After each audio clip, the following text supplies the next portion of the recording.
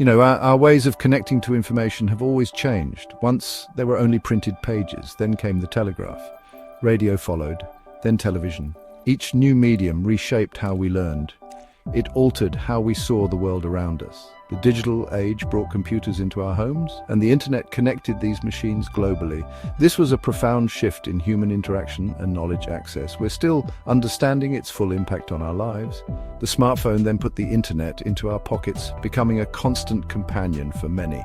We use it for almost everything. Communication, navigation, entertainment, and work all flow through its small screen. This device has defined the last decade of digital life, and its influence is hard to overstate. It has changed our habits, our attention, and even our social norms. The glowing rectangle holds immense power over daily existence, shaping how we experience the world and each other. However, some influential minds in technology see a future beyond this handheld screen. They believe the smartphone, for all its utility, is not the final form of digital interface. Figures like Elon Musk and Mark Zuckerberg are looking ahead. They're investing in new ways to merge our physical and digital experiences. These leaders envision a more integrated, perhaps even more invisible form of technology. This suggests the era of touchscreen dominance might eventually fade. This forward-looking perspective isn't universally shared. There are different ideas about what comes next. Some imagine technology woven directly into our being.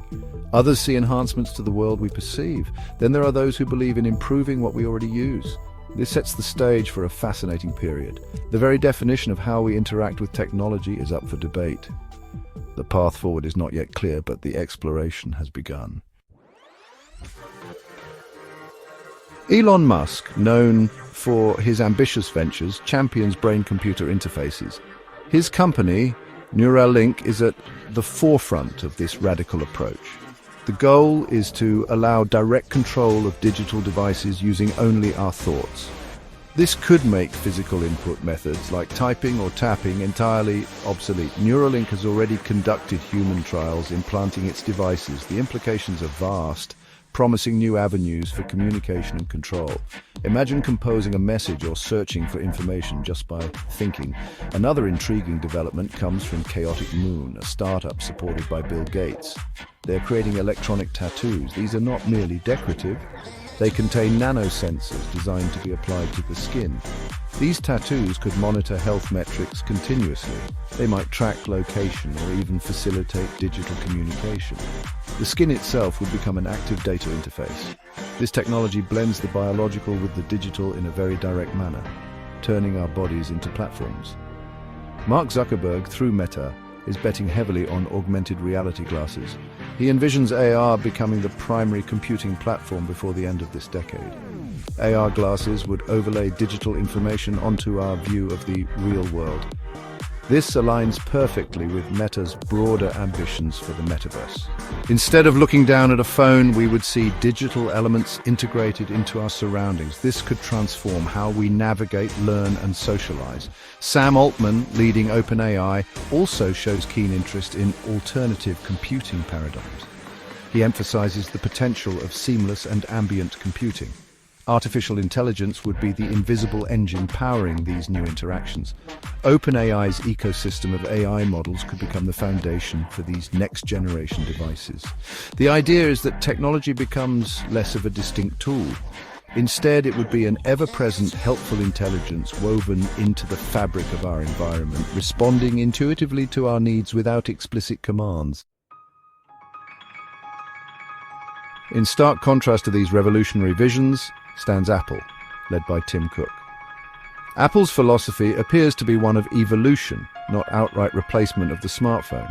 They are not seeking to eliminate the device that has become so central to modern life. Instead, their focus is on refining and enhancing its capabilities. Cook has stated, "We're committed to improving what people already use."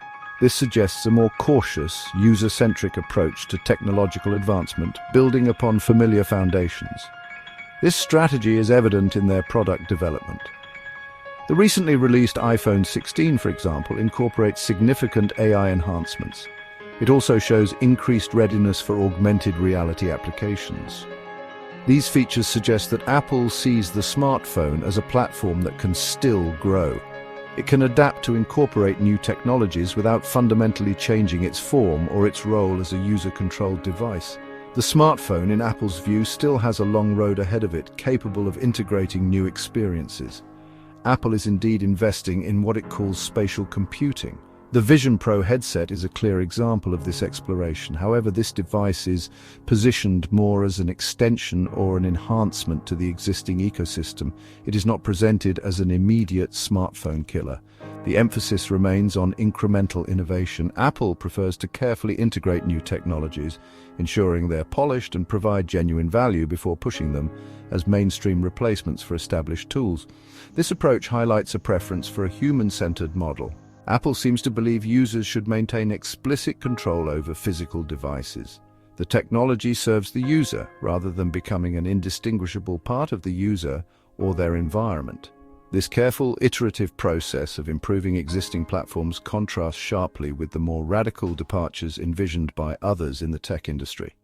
It's a bet on stability and gradual improvement over disruptive transformation for the core user experience. The potential impact of these emerging technologies on our daily lives is immense. Brain-computer interfaces could offer unparalleled speed and subtlety in digital interaction. Electronic tattoos might provide constant health insights or new forms of personal identification. Augmented reality glasses could merge our digital and physical worlds seamlessly. Each of these paths promises to change how we work, play, and connect with one another. The very nature of being online could be redefined entirely. These new interfaces could make technology feel more intuitive and less obtrusive. Imagine instructions appearing in your field of vision as you assemble furniture. Consider health alerts delivered directly from your skin to your doctor. The promise is a world where digital assistance is always available, yet less demanding of our direct attention. This seamless integration aims to reduce the friction between us and the vast capabilities of the digital realm, making technology a more natural extension of ourselves. This divergence in technological paths also reveals a deeper philosophical split.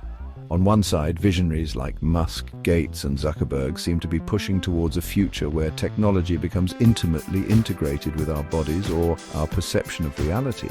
The lines between human and machine, or physical and digital, would become increasingly blurred. This is a future of embedded, almost invisible technological augmentation that anticipates our needs and actions.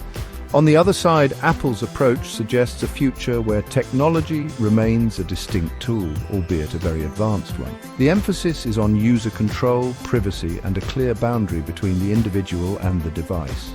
The future, in this view, is about empowering humans with better tools, not about merging humans with technology itself. As these different visions compete and develop, the way we interface with the digital world is set for a profound transformation, the shape of which is only just beginning to emerge.